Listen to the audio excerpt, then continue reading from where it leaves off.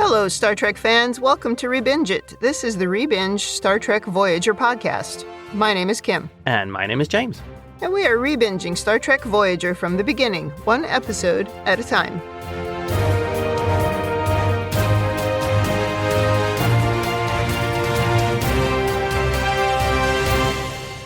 Welcome back to the podcast, and also to attempt number 2 to record. This week, we're talking about Season 3, Episode 6, Remember. This episode aired October 9th, 1996. Before we talk about this one, anything to say about last week's episode, which was the Ferengi nonsense? I think it's really kind of amusing that you have to make the notes for the Ferengi episode. It was cruel, but I did it. I powered through it. Yes, you did. But it seems much nicer today. I mean, there's no osprey flying around. It was so loud yesterday that we could actually see it on the recording. So we decided to go to Burger Lounge instead and record today. We put it off a whole day. Yep. Now, I think most other podcasts would probably just have recorded. But first of all, James doesn't like it if things aren't perfect. That's the first thing. Although everybody thinks it's me. It's not me. James likes things to be perfect. I like them to be nice. One time when I suggested we just leave the air conditioning on so I didn't die in the podcast booth, James's response was, well, then what is the point? Why are we even doing this podcast? So just so you know, listeners, do not cut that. No, we can't help it. I think it's the engineering perfectionism or something in us, but it's like we both want it to be right. I need to get an A. That's my thing. That's not James's thing. I don't know what his thing is. We want things to be right. It's like, I don't know, is it more for us than for the listener? I don't think so. That we just really want a good experience. And I do think it's funny how, Kim, you avoid the fact that you are a little bit of a perfectionist. Oh, yeah. No, I fully admit I like to get an A. I always tell people it's like when I have to check in for a flight on Southwest. If I don't get an A, I feel like I failed. I need an A on my report card. That is 100% accurate. I mean, I'm despondent if I get a B. It's a nightmare. Anyway, so today it's all silent. The house is ready to go. The air conditioner obviously is not running because it's cold, and we're not hearing any noise. There's not even a cat at the door meowing to get in. Yeah, we do usually leave the cat meows in, but they're faint and they're cute. So, but today we probably won't have any meows. Everybody's asleep. So for today's episode, you have the notes, and you told me this is one of your favorite episodes, right? Yes, it is. All right, well then, off you go. We open with Janeway recording a log. Do you want the star date, Kim? No, thank you. It's 50203.1, if you really wanted to know. Well, why did you ask me if you were going to tell me anyway? Just in case you changed your mind. I tell people that a lot at work. It's like, don't ask for an opinion if you don't want it. Well, Voyager is transporting some passengers from a colony to their home, Enara Prime, and it sounds like everything's going well. The Enarans are sharing some technology, and as Janeway says, most importantly, their friendship. Yeah, but we're suspicious of nice people as we watch the show, so I'm immediately suspicious of these people. Weren't the trade pretty pleasant to start with? Mm-hmm. In engineering, B'Elanna is working with a young Enaran woman, and we later learn her name is Jesson, which I think takes half the episode before we get that. Yep. We also meet an older Enaran lady who seems very old and has a noticeable scar on the left side of her face. Or is it the right side? Right side. Yeah, I can never get left and right. It's not your thing. Well, the old lady is also working in engineering and tells Jesson about how beautiful their homeworld is. And apparently there's some lava sea or something. That seems like kind of dangerous. Probably a lot of noxious gases coming out of it. Yeah, not something you could just stand on the shores and watch. Yeah, right. There also seems to be a little flirting going on with Harry and Jesson, and he's more than happy to help when called over. So I guess Libby's just been forgotten about. Yeah, he's moved on. It's been 2 years, or at least 2 seasons, although it wasn't actually 2 years when we did the timing. Did you notice the headdresses or the headpieces that these people are wearing? It was similar to, I think, what they were wearing in that episode where Tom was accused of murder. Oh. It's like, is this the same? Is this part of their hair? Is it just certain people wear it? Because it was slightly different on the other people that we meet later. It looked like it was an accessory. Yeah, okay. Because the regressives that we meet later have a different style. Yeah, but it's funny to think that an entire race of people would agree that they should wear something on their head. Oh, well, I think it works for this particular race. I suppose. Well, they wrap up the work and Harry and Jessen head out for dinner. And we make a very abrupt cut to B'Elanna lying in bed. We hear her knocking and she jumps out of bed wearing a very old-fashioned nightgown and runs to open a window, letting in a very good-looking guy, and they immediately start kissing. So I think she knows him. This seems like the opening of one of those books your mum really likes to read. Yeah, and when I watched it, I was like, I wonder if James is remembering a different episode. Because I was surprised that this was an episode that was going to turn out to be one of your favorites. Yes. Well, things get very steamy, and it cuts away to Chakotay standing over B'Elanna, telling her to wake up. Apparently, her shift started 20 minutes ago, and he couldn't get an answer from her. She makes an excuse saying she must have just overslept, and into the opening credits. But she's got a little tiny smirk on her face Yeah. when she says it. Did you think this was a holo novel? No, I didn't know what it was. I remember watching that and thinking, is this a hologram episode? Because, Janeway likes those awful holo novels. Right. Although we haven't seen many of those, thankfully. Yeah, and not with B'Elanna. I mean, I don't know what I thought when we first saw it, Yeah. however many years ago that was. But when I was watching it yesterday, I didn't think that, no. Now in a corridor, Chakotay seems to be doing a good leadership thing. And he's actually concerned about B'Elanna and is sort of pushing to find out if something's wrong. I like that because I guess this is showing he knows enough about B'Elanna that she's going to say everything's fine, even if like a leg was hanging off. Stings a bit. I mean, that Klingon side of it would never admit to something being wrong, especially if it was more emotional. Are you looking for me to support Chakotay? Because that seems unlikely. I mean, it's fine. Yeah, he asked how she is, and he knows that she's always going to put up a tough front. She finally tells him she's been having dreams, very intense dreams, going on to tell him they're the most sensual dreams she's ever had, and they feel real. She describes the guy in the dreams as Enaran, saying she loves him, but it's not her. She's somebody else entirely. They kind of laugh about it, and she finishes by telling Chakotay, if you tell anyone, and he replies, I know, you'll rip my heart out and eat it raw. Firstly, I don't think that's the first time he's heard that. And secondly, I don't think that's an idle threat from B'Elanna. Well, no, probably not. Are we really telling our immediate supervisor about our sex dreams? Well, this is what's kind of weird with this scene.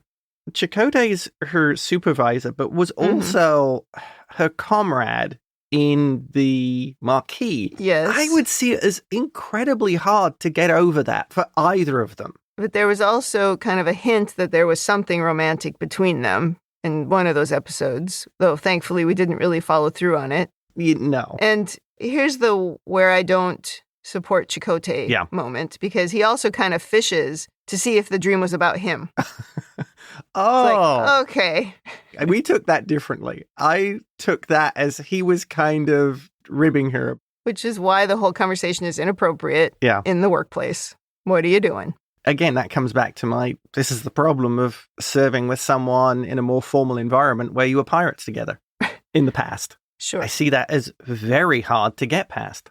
Off to Harry and Tom, who are now glammed up in civilian clothes, heading to Neelix's mess hall, and he's made the place up in a traditional Enaran style and color. He's trying to be very welcoming, and it does look a lot nicer than it usually looks. Yeah, they should leave it like this all the time. Yeah. And he's even got it colder than normal, because the Enarans like it cold, so I would appreciate that. I will say, this is where the costumes actually look pretty good for a change. Oh, I have a lot of comments about costumes in my notes. Oh. Yeah. There's some really good outfits just straight up in this scene, and it's not something we're used to. Normally, the sort of street clothes are absolutely horrible. I mean, Next Gen set this really low, terrible standard. Well, TOS really set the original standard, but it was terrible in Next Gen, and it wasn't much better in Deep Space Nine, and it hasn't been that great here until now. I don't know what happened. I mean, Harry's outfit looks great. And the last time I think they had Chakotay in civvy clothes, it was like it would look like a sack. Yeah, and we haven't got to Tuvok yet and Janeway, but those two look amazing in this scene. Tom's looks a little busy, but Harry's looks very slick. The young Enaran woman is also there and calls Harry over. She does seem very pleased to see him, and she does this cute little sort of hand roll to call him over. Yes. And then I like how he rushes over to sit next to her, and then they just sort of awkwardly look at each other. Like, is this high school? So what happened to Libby? Janeway is also here, and she's fully let her hair down and seems to be really enjoying listening to one of the Enarans playing an instrument. This is the Enaran Yanni, because you know like how in DS9 there was the Bajoran Yanni? Oh, that's true. This is his equivalent. This I thought was a little bit better than that, but yeah, it's similar. Kate Mulgrew, hair down, white suit. Yes. I mean, absolute smoke show. I was stunned. Yep. And then Tuvok also standing right next to her. He's wearing like some kind of blue disco outfit. It made me think of when Tuvix was created and they combined Neelix's outfit and his uniform. Oh, yes. It had this sort of swirl pattern on it, right? And it's the same thing with this. Maybe he really liked that. Maybe. Doesn't want to admit it, but incorporated it. Right. Some of Neelix has rubbed off. He likes a little bit of jazzy fashion. Yeah. Here we learn the older woman is called Jorah Morell, and she was actually the composer of the music. Janeway is fascinated by the instrument and would like to try playing it. The musician holds his hand behind Janeway, and she begins playing as if she knows exactly what she's doing. And they very clearly show his hand, so we knew he's doing something to cause this. Yeah, like a puppet master behind her, kind of. Yeah, good analogy. Janeway is totally getting into this and then suddenly stops, seeming overwhelmed, and we learn there was a little bit of a cultural misunderstanding here. The Enarans are telepathic and are able to share their experiences with a telepathic link. Janeway was able to experience hours of lessons and practice that this guy experienced learning the instrument. Tuvok brilliantly just describes this as intriguing. I thought that was actually really kind of cool. And I also like the way you would end up with these sort of cultural misunderstandings. Oh, I thought when you said you wanted to learn how to play it, you understood what that would mean. Yeah. You would think that you would know not to maybe telepathically manipulate someone else without getting consent. Yeah. But we're not so sure about what these people are like anyway. Yeah. I did think that even though Tuvok was like, fascinating, he was suspicious. Oh, yeah. That's a good description. In her quarters, B'Elanna is falling asleep, and she goes back into the dream. And we see her father doesn't like her seeing this boy, who's called Dathan, describing him as unsuitable, and that she promised not to see him anymore. Well, even to talk to him. Yeah. Right? He was like, don't even be near him. Wow, Dad would be really upset if he knew what else was going on. Especially as the dude is actually hiding in her bedroom. Uh-huh. Dathan and B'Elanna are embracing and seem very happy. But when she looks at him, his face is red and burned, and she wakes up back in her quarters very distressed. Did you think the chemistry here was really good? B'Elanna and the guy playing Dathan really worked. Yeah, it seemed pretty good. It's funny how it's sometimes hard to describe what that looks like. Like even when we've been watching Silo lately, just sometimes the relationships between two people, even though it's what the story needs, somehow it's just wrong. And you just don't believe it. Right.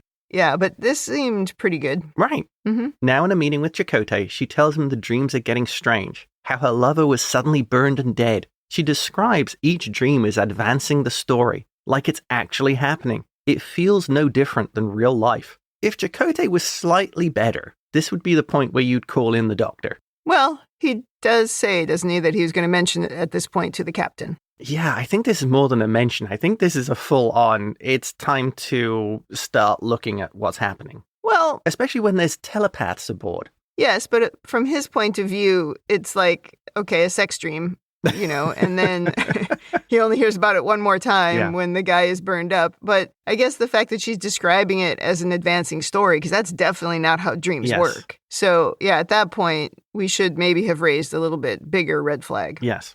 After leaving, B'Elanna is walking down a corridor and suddenly goes into a dream. Her father is giving a speech at some kind of ceremony, talking about how they're in an era of expansion and colonization. And my note here says, Lebensraum, perhaps? He continues, saying, there are some who resist progress.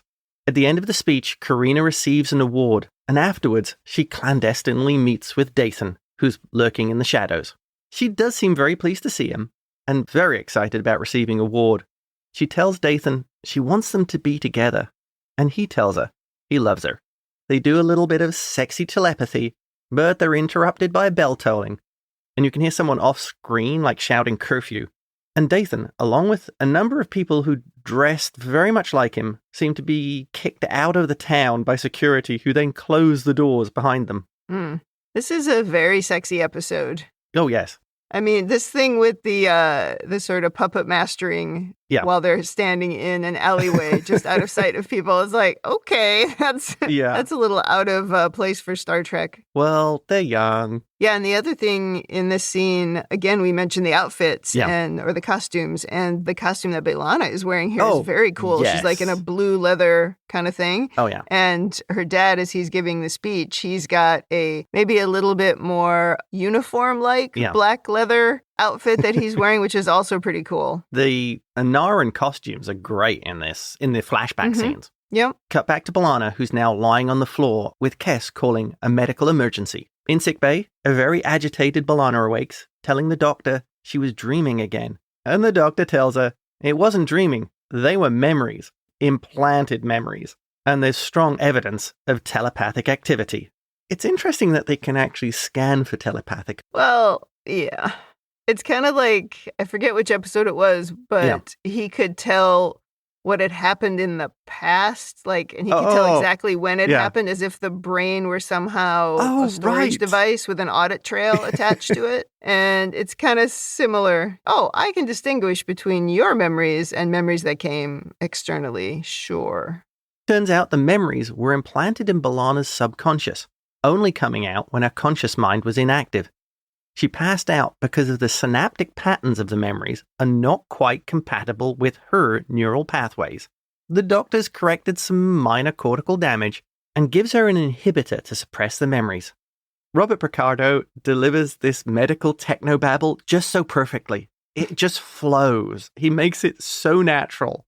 B'Elanna isn't very receptive to the idea of suppressing them, and she's quite passionate about finding out what happens to Karina and these people. The doctor convinces her that finding out isn't worth risking brain damage and installs the device. So we're back to more brain damage. I love that she's like, what's a little brain damage when I could be having sex dreams? Come on. I didn't think of it like that, but yeah, okay. Because she really was like, no, you can't stop them. This is when Janeway should have said, how much brain damage? Oh, that would have been very funny. Janeway is now holding a meeting with Brel, who's like the leader of the Enarans, with Tuvok and B'Elanna. He has no idea of what's happening.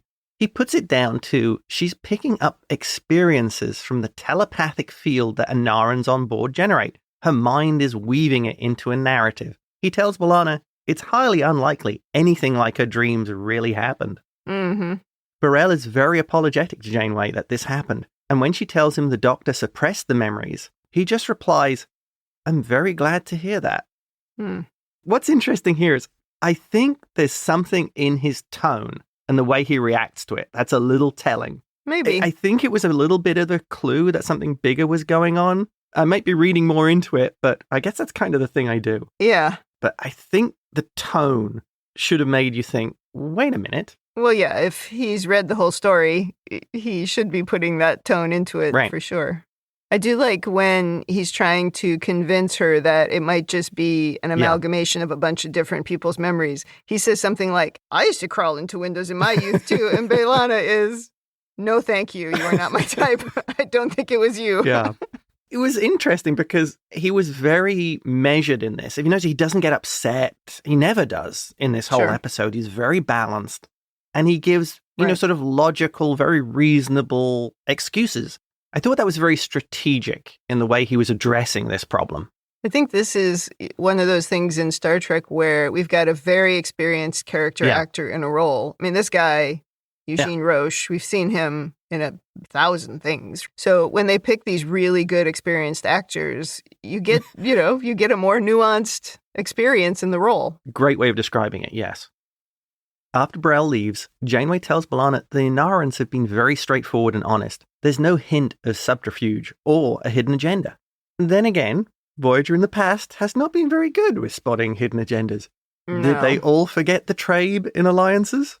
Yeah, not until it was too late. Tuvok does bring up the possibility that this is a deliberate act. They want to continue the investigation, and B'Elanna wants to talk to the Enarans in engineering. But Janeway tells her she's done enough. She should just get a rest. You know, you brought up the episode with the Trabe a couple of times, and remember in that episode when they got this distant hint that there was some kind of a plot happening, and that somebody was going to maybe try to disrupt their negotiations with all the different Kazon? And remember what our plan was? Our plan was to just go in and see if we could tell who was doing it. Like, we were going to notice somehow. We'd be able to notice. And it's so funny because now it's like, you guys can't notice anything. Yeah, that's the Voyager equivalent to straight power play. Yeah, except it's like the opposite. Like, we're just going to sit back because we're so smart. We're going to know. But the thing is, if you look at how we're supposed to believe the members of the Federation have evolved so that there's no strife amongst them, why would you think you would be natural at noticing when somebody was trying to deceive you? That's a really good point. If you've evolved away from that kind of thing, how would you recognize that in others? Well, I mean, by definition, you wouldn't. Their behavior, if it didn't align exactly with how you would behave, would be completely foreign. This is why I think on ships you should have at least one or two sketchy characters. Well, we have Neelix. That's true, but Neelix is pretty nice for the most part. And he has been helpful. Although he was very deceptive in the pilot. He is. But he was pretty helpful even in basics, right? Because he was not believing the Kazon. Though he's just, right now, he's just kissing their feet. Well, he seems to really like them. Well, because they seem pretty pleasant on the surface. Like, that's a whole part of it. And I think he likes that part of his job. Yeah. Into Janeway's log, and they're approaching Enara, and it's still a mystery why B'Elanna was so affected by the telepathy. In her quarters, B'Elanna is pacing. That Klingon side of her wants some answers.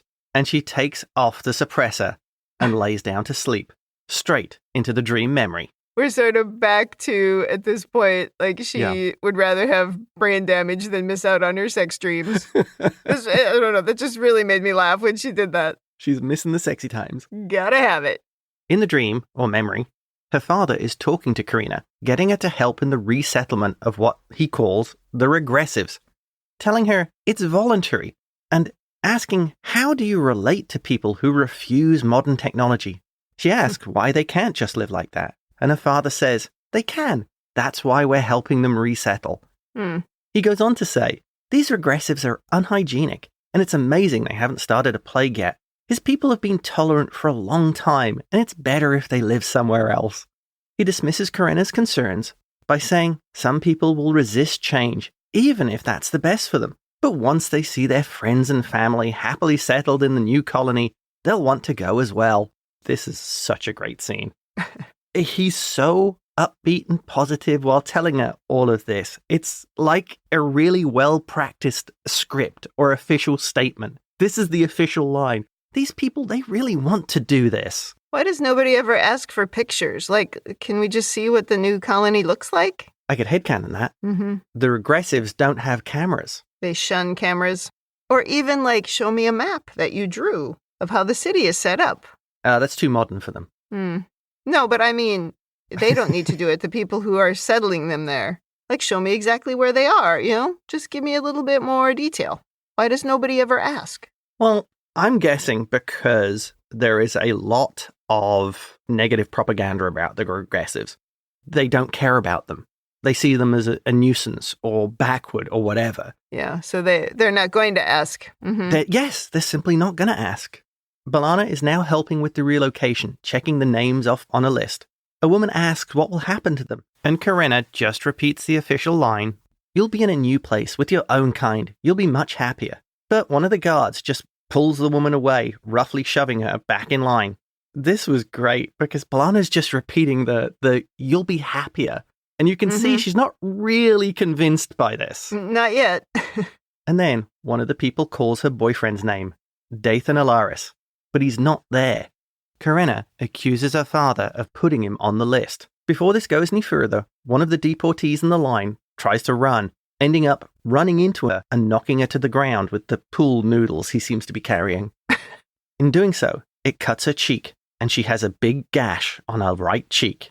And I think we all realize at this point, the gash is in exactly the same spot as the one on Jorah Morell. So we now know who the memories are from. Yeah, but I think we knew it was the older woman the whole time, didn't we? I would say I did not. I did not get it until that point. I went, hey, the scar. It just seemed like she was the most likely of the ones we'd met. Yeah. Because it had to be some time ago that this occurred. Right. B'Elanna wakes from a dream and immediately goes to Jorah's quarters, finding her lying face down on the floor. She's still alive and stops B'Elanna from getting her to sickbay, saying, I have to give you the rest. Jorah admits these are her memories, and B'Elanna asks why give them to her. Jorah replies, you won't deny the truth. We've been hiding it. I couldn't anymore. Finally, she tells B'Elanna, they found out I was sharing it with you. Don't let the memories die. Promise me. And then pulls B'Elanna into a new memory. Corinna, back in her bedroom, lets Dathan in through the window again. He's very agitated. He says some of the others are leaving. It's more than just a resettlement.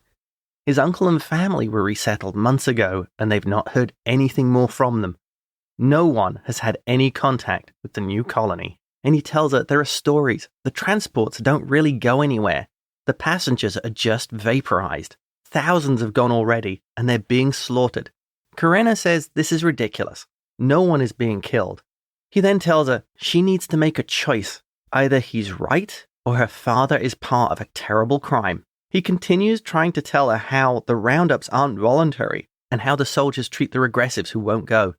He wants to show her, but her father interrupts, knocking on the door. She hides Dathan in the bathroom, and her father starts talking to her. He dismisses her concerns about the relocations, calling them rumors.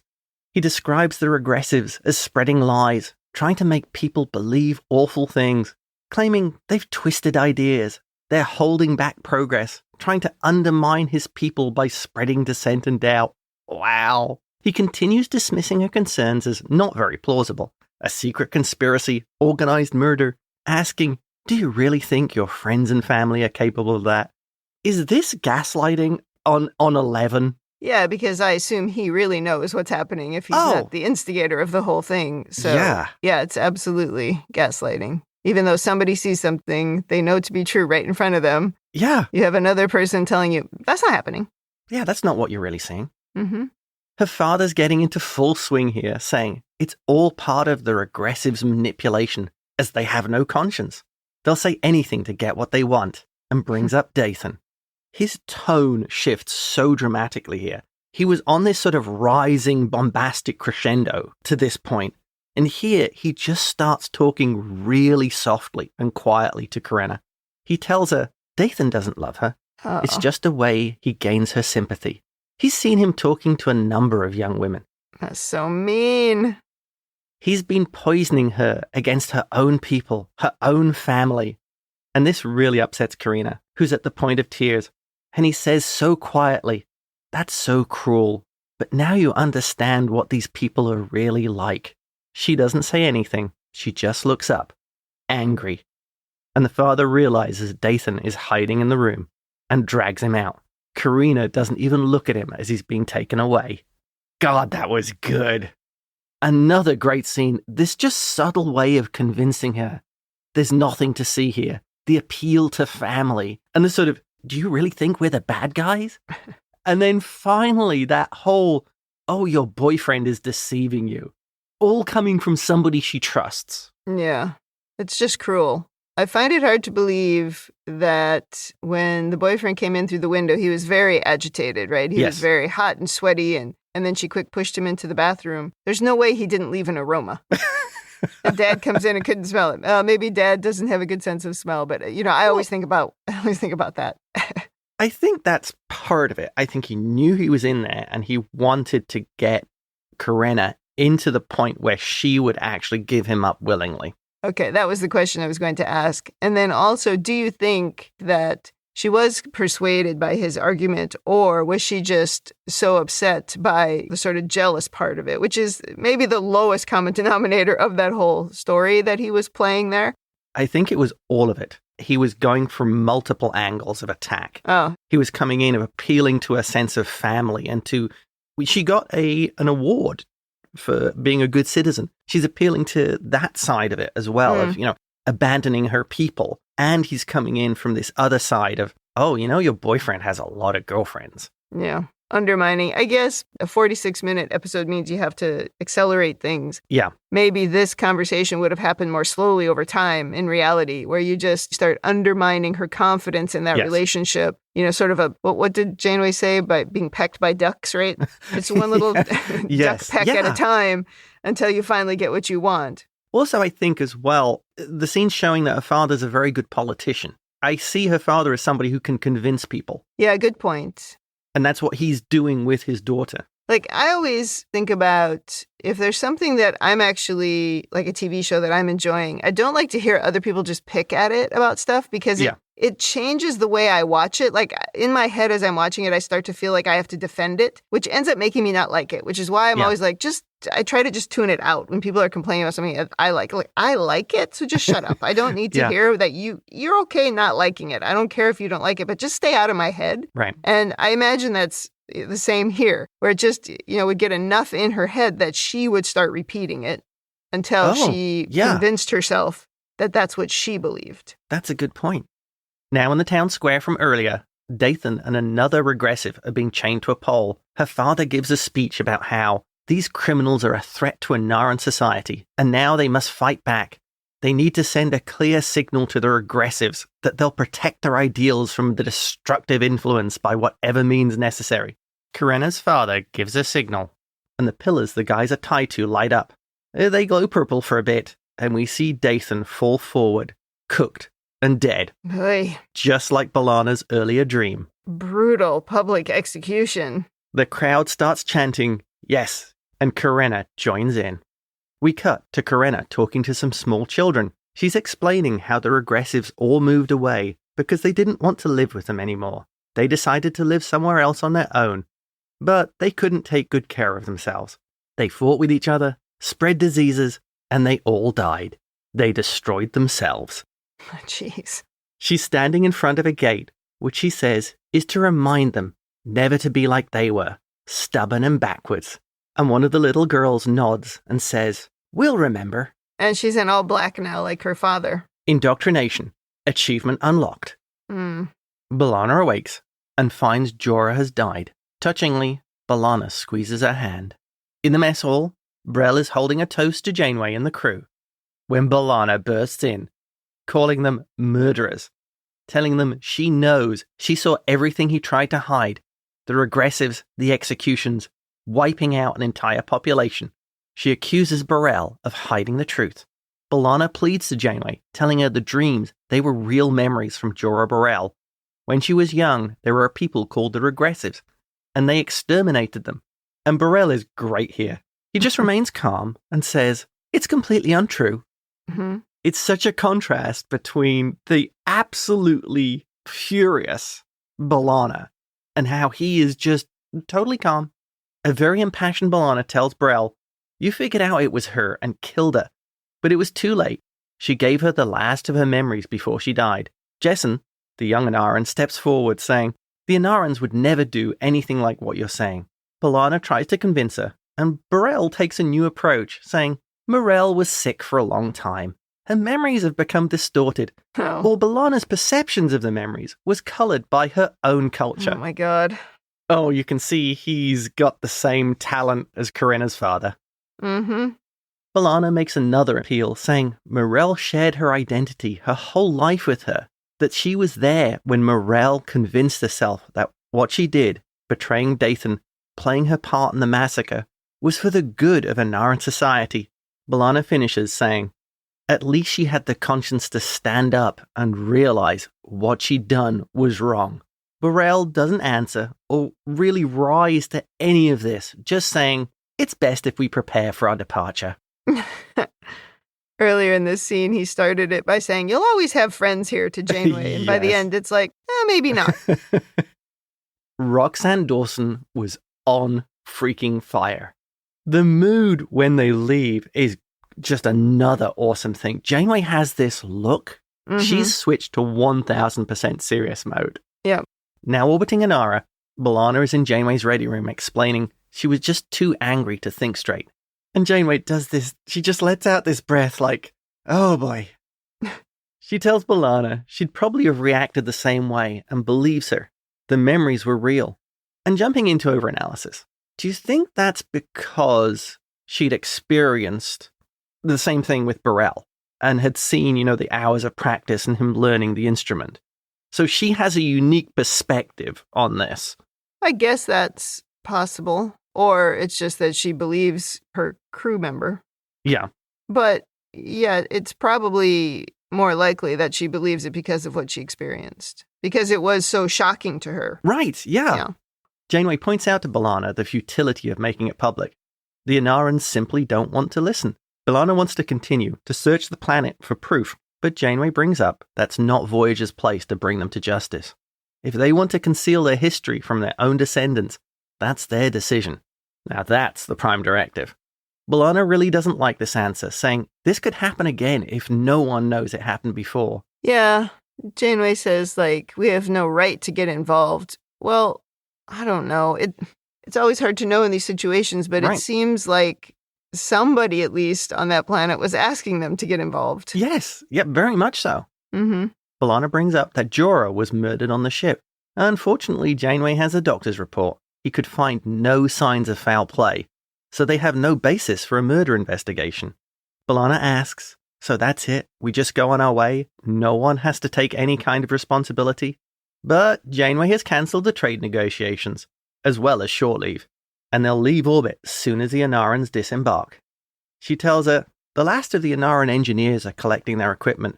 Maybe there's some more she'd like to say to some of them. B'Elanna thanks her and leaves for engineering, where she meets Jessen, who's very, very cold, just saying she has nothing to say to B'Elanna. B'Elanna tries appealing to her, saying she knows it's only her word against everything she's been taught, but she should go down to Enara, find the colony where the regressives were supposed to live, talk to people, ask questions.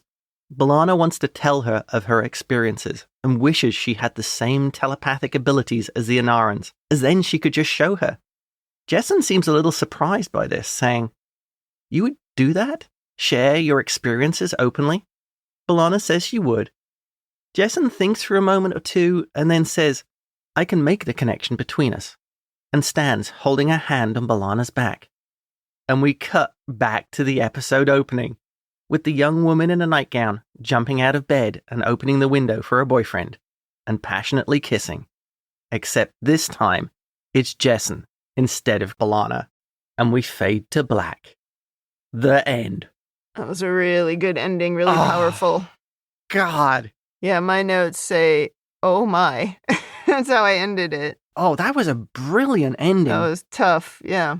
Well, I assume you have some overanalysis to share. Do I ever?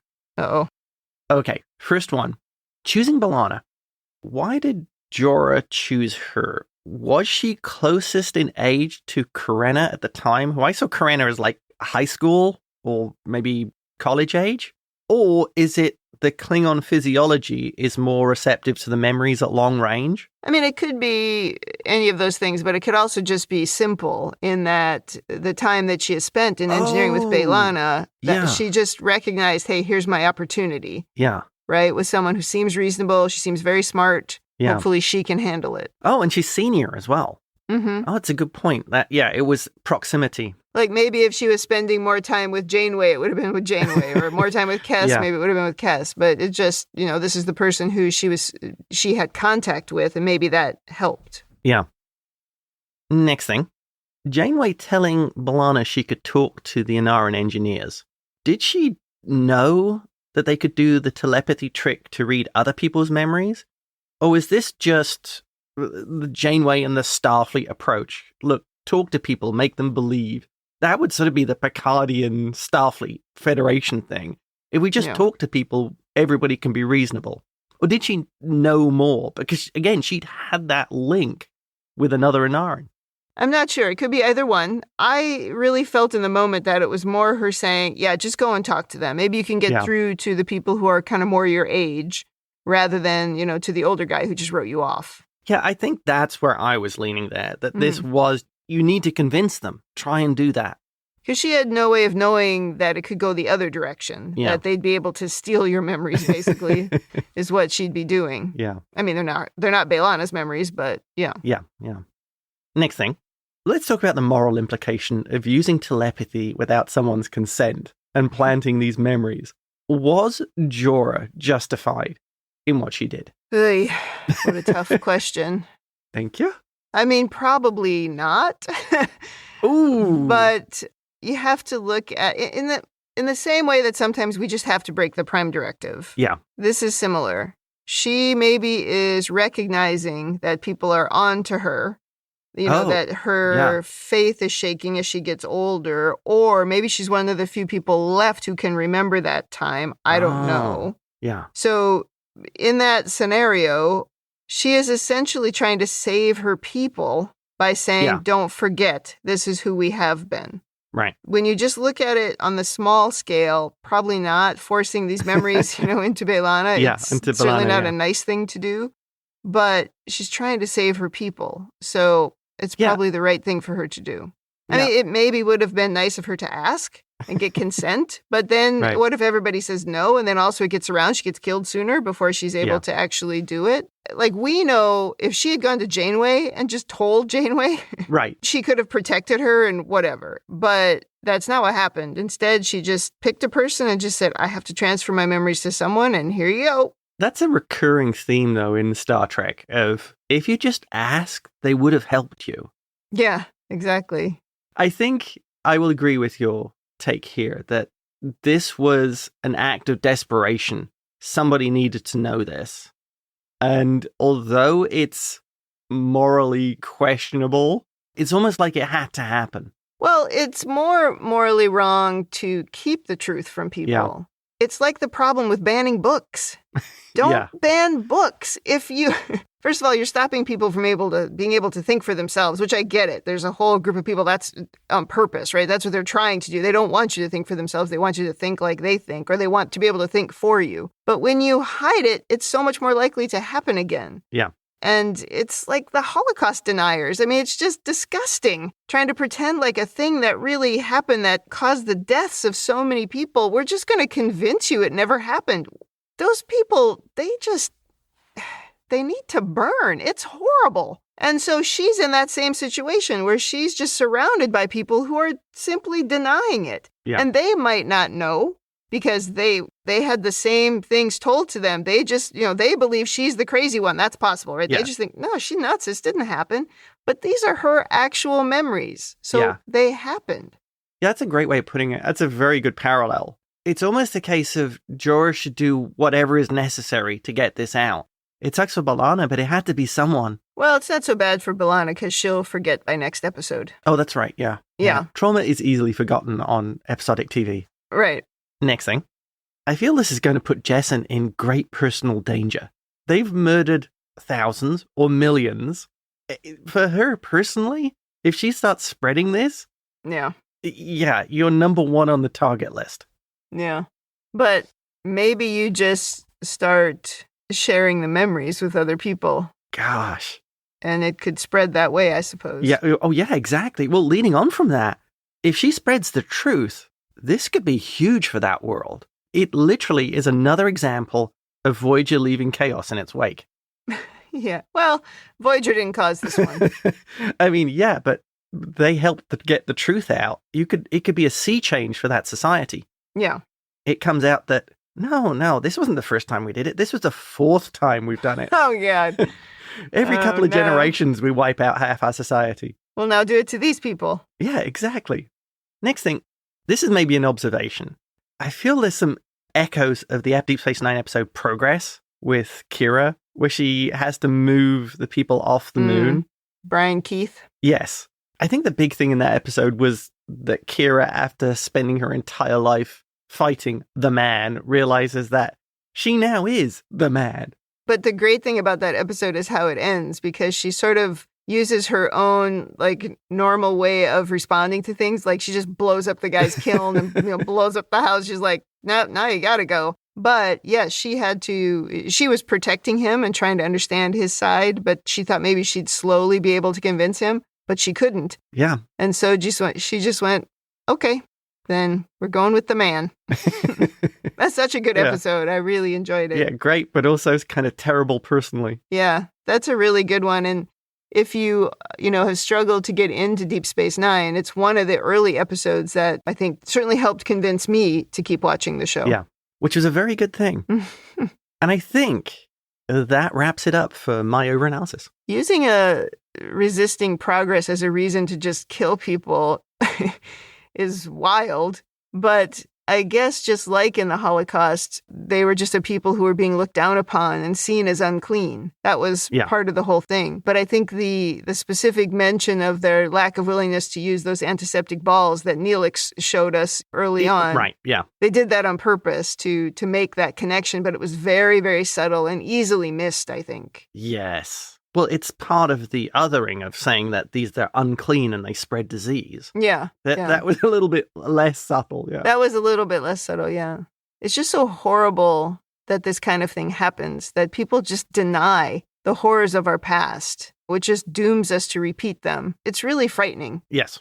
It's a very real episode. It's like in 2025, how a man stands on television in America, does the Nazi salute 2 times, and we have all these people trying to convince us that that's not what he did. It's frightening. It's realistic. Maybe we're watching this episode, at this very meaningful time, but there's evidence that it happens. And completely. It's frickin' terrifying. There's a whole group of people who deny that crimes of the Holocaust ever happened. I know. It's horrible.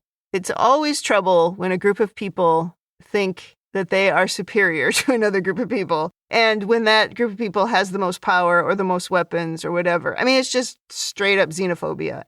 I think we know what we're trying to say here. So I'm going to move on to women in the future. Yeah. It's kind of interesting to look at this character. First, the one who was the Enaran. Yeah. First of all, she is an engineer. Great. And I think when the story first starts and you're not sure who it is, who B'Elanna is in the story, you think, okay, great. Here's another star-crossed lovers. The girl is pointless, whatever. But that's not what happens. In this story, she wins a good citizen award. Seems like she has a job. Yes, she's trying to follow in her father's footsteps, right, into some kind of a career in the military or whatever or a political career, whatever it is. Yeah, she has this whole career path sort of set out of what she wants to do. Yeah, she wasn't an inconsequential female character, which we so often do when we go down to planets in Star Trek. So I thought that was actually quite good. And having B'Elanna kind of live the part, I thought also was pretty good. Because you could have realistically done it the other way. And you could have been living the part like Harry could have been the man in the story. Oh, yeah. You could have written it that way. It would have worked similarly. But he would have been the one overhearing the conversation rather than the one being in the conversation. But that could have worked too. So I'm just glad they did it this way. I thought that was pretty good. And then going to Janeway's leadership corner, there's something about... Maybe this is a little bit less about Janeway, more about Kate Mulgrew, but there's something about Kate Mulgrew when she is a side character in these episodes, because that's what she is here. She's not the main character. Oh, yeah. But just in the same way that we talked about her in episode 1 in the pilot, how she was the captain from the minute she appears on the screen. Yeah. It's similar here. She is never sort of half-assing it through these scenes where she's not the important character. She is always Janeway. She always has, the look of concern on her face. She's always very firm in what she says. She's always marching down the hallway. And I thought for being the side character in this episode, I thought she was great. I thought that was really, really good. Janeway is never not the captain. Yeah, no, she's never not the captain. Exactly. And she's had to have this conversation with B'Elanna before, where we can't interfere. Yeah. And maybe her we can't interfere, what she kind of learned about the robot experience. Yes. And was that Prototype, that episode? Yep. Maybe she learned a little bit here, where she was like, why don't you just go and talk to some of those people in engineering while they're cleaning up? So she still sort of gave her a little push to say, I officially can't do anything about this because there's just no evidence apart from, what you've dreamt, which we also don't really have evidence of what happened. But I can just maybe give you a little nudge and then say, well, I had no control over what she did when she went to engineering. That's just what happened there. But it's also such a Starfleet Federation way. Totally. So I really enjoyed that. So let's go from here to rating. Thumbs up, thumbs down, or neutral. What is your rating? Alas, I only have 2 thumbs up to give. This is in my probably top 5 favorite Star Trek episodes. Roxanne Dawson is just unbelievable. She's on fire. The chemistry between her and Dathan, she really makes it work. It really does seem like this young couple in love. And then the way the whole thing turns, and then later on when she justifies it, of her part in it, of, they died out on their own. And then the arc to get redemption. What a great storyline. This is really good science fiction. Not just good Star Trek. Horribly relevant in the current times. Mm-hmm. So all I can do is say, absolute thumbs up. This is an episode I get a lump in my throat every time I watch it. It's heartbreaking, but it's brilliant. Great Trek. Yeah, I mean, yeah, I agree. 2 thumbs up. This is a really good episode with a really strong ending. And it's such an example of Star Trek telling a deeply difficult story. Yes. But doing it quite simply. Oh, agreed.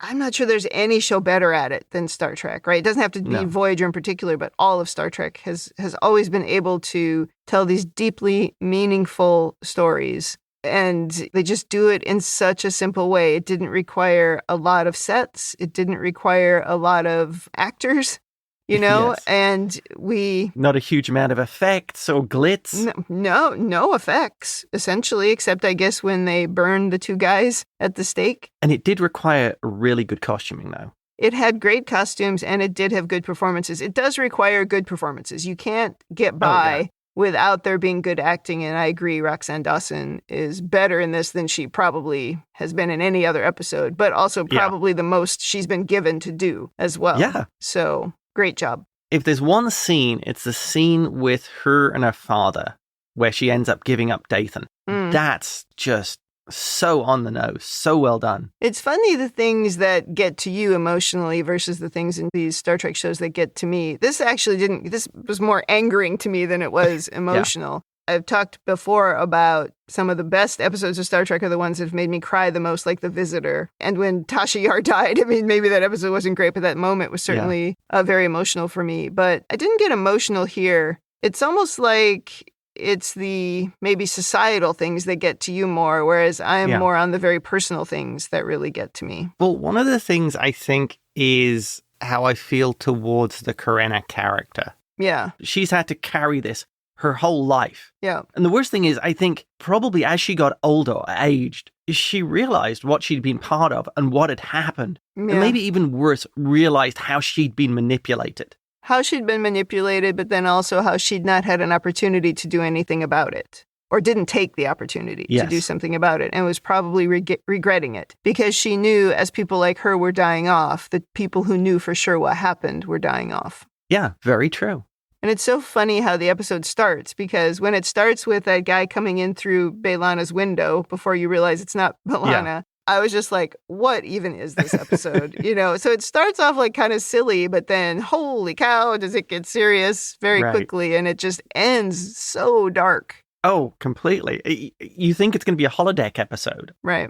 And I'll just finally add, after last week's episode, this is probably also one of the great roller coasters of Star Trek. Yeah, there were so many highs and lows in Deep Space Nine. I think it was especially in season 6 where we would just get these amazing episodes and then these just friggin' stupid episodes. It was just so up and down. Yeah. And I mean, I don't think that Ferengi episode last week was quite as terrible as some of the Ferengi episodes that we saw in Deep Space Nine, but it was a goofy, like, throwaway episode, the kind of thing you wouldn't have an opportunity to make now because you'd only get 6 or 10 episodes, and so you can't be wasting it on stuff like that to get to the stuff like this.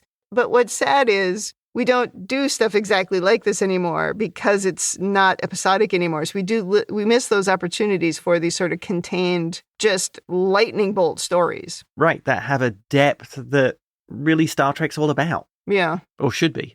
This is the example of whenever people complain about Star Trek going woke. It's like, dude, this was 1996. Please go and watch that episode and tell me what you think about that. I think Star Trek actually went woke in 1968 when we had the Sharon episode. Let this be your last battlefield. That was the first woke episode. Yeah. That wraps up Season 3, Episode 6. Come back next week for Episode 7. In the meantime, if you'd like to send us your own overanalysis of this or any episode, or if you just want to say something nice, you can email us at ReBingeIt@gmail.com. We are also on Instagram, Threads, YouTube, Blue Sky at ReBingeIt. And you can join us on the Facebook group, facebook.com/groups/Star Trek TTM podcasts. Thanks for joining us on the ReBinge Star Trek Voyager podcast. That's it for me. And that's it from me.